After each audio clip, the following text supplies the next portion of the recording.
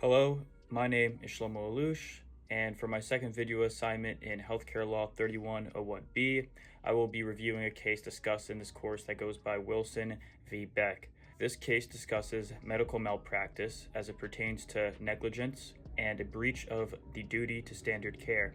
This video will be split into three sections: an overview of the case and the facts, what this case means for individuals within the healthcare system, and what this case means for the healthcare system overall.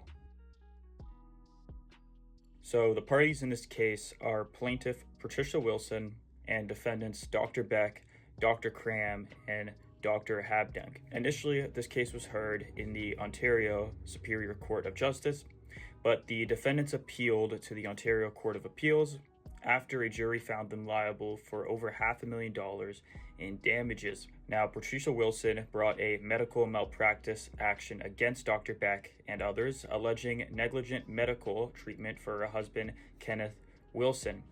Now, Mr. Wilson died because of complications of infective endocarditis, also known as IE, caused by an untreated bacterial infection within the lining of his heart. Now, over a course of 14 days from when Mr. Wilson started experiencing symptoms, he first went to Dr. Beck, his family doctor, who told Mr. Wilson it was the flu and did not follow up with Mr. Wilson after the fact. Now, Mr. Wilson then went to St. Joseph's Hospital in London, where the triage nurse did not record any of his symptoms, and he was dismissed later that evening. A day later, he had difficulty breathing, and his wife, Mrs. Wilson, called 911. He was sent to the ICU, where the doctors found out it was too late to perform the surgery needed to save his life, and he passed away a day later. Dr. Beck and Dr. Habdank were found liable in negligence. The trial judge found that Dr. Cram, the supervising emergency physician working in the emergency room that day Mr. Wilson came in, was not negligent, but found him vicariously liable for the negligence of Dr. Habdank. Now, the defendants appealed the ruling on three issues. First, vicarious liability; second, standard of care; and third, causation. Now, based on the evidence and support from trial, the appeal was dismissed and the trial judgment was upheld. Moving on to the second part, what does this case mean for individuals within the healthcare system? Now, I'd like to mention 2 points to address this question. First, the greater legal accountability. This case sets a precedent that reinforces the notion doctors and healthcare providers are legally accountable for the quality of care they provide. If a patient suffers due to negligent treatment, this party has a right to sue for compensation. This means that patients have legal protection.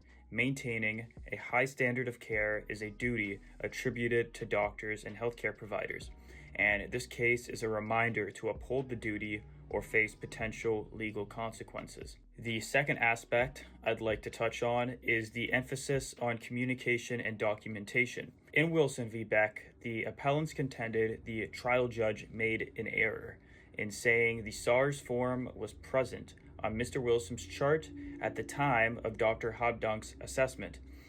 The doctors say there was no evidence to support this conclusion, but I believe this contention was a horrible mistake on behalf of the defendants. You either admit that the SARS form was there and you ignored it or didn't see it, which constitutes medical malpractice, or the form was not included, which constitutes medical malpractice in the form of negligence. Either way, this point exemplifies the impact that poor communication and documentation between doctors and medical providers has on patients.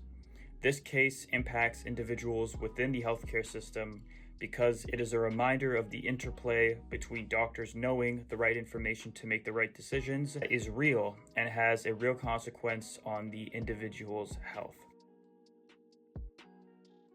Moving on to the third aspect of this video, what this case means for the healthcare system overall. Now, the decision in Wilson v. Beck has broader implications for the Canadian healthcare system by reinforcing a system of accountability and transparency. First, this case displays that medical negligence claims that have merit can and will succeed, even against experienced physicians. This encourages healthcare institutions to implement stronger quality control measures and stronger protocol and training for medical personnel. Second, the case promotes a culture of documentation and transparency within the healthcare system.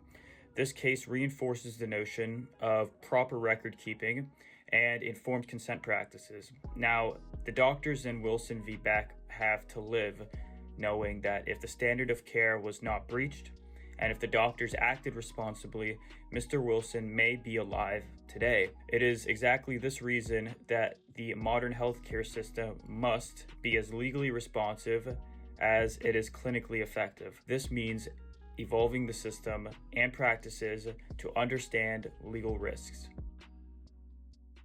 Overall, the case of Wilson v. Beck serves as a reminder to healthcare professionals the duty of care they are obligated to practice. Without this duty, if a patient suffers harm due to negligent treatment, doctors will face legal accountability and consequence if found guilty. This case sets precedent for both individuals and the healthcare system itself. Patients are protected from malpractice, and doctors can't use their experience as a shield. Furthermore, the system is forced to adapt and improve because of outcomes like the one seen in Wilson v. Beck, or be subject to great scrutiny when a breach of care happens again. To that end, I hope you found this video insightful and informative, and I thank you for watching.